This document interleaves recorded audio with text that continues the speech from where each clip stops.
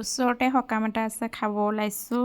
আৰু এয়া মই আজি অকলে অকলে, এইকণ আকৌ কালি হয় দেই। তাৰপিছত আকৌ একেটা সকামেই আজি আকৌ ওলাম। আজি মানে ভোজ ভাত আছে, কালি সকাম আছিলে আৰু এয়া আজিৰ ডেটত ওলাই গৈছোঁ।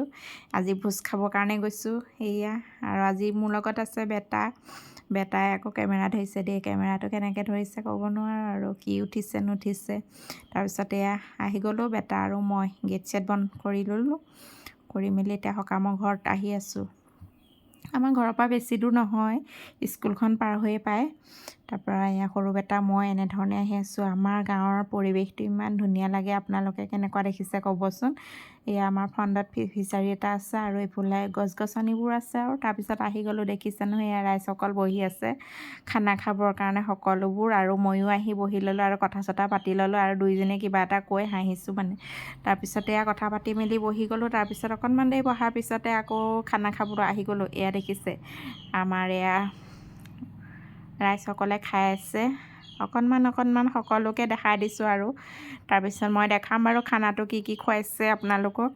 আৰু মই বহি লওঁগৈচোন ব'লক বাৰু।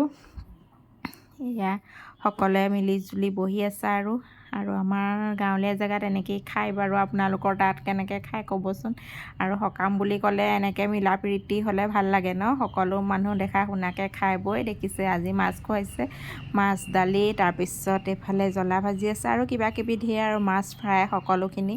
আৰু অকণমান দেখা দিছোঁ সকলোকে। সকলোৱে খোৱাত ব্যস্ত হৈ আছে, ময়ো খোৱাত ব্যস্ত হৈ আছোঁ।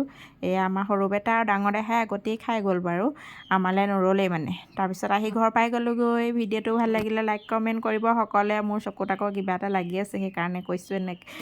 বাই বাই, নেক্সট ভিডিঅ'ত লগ পাম।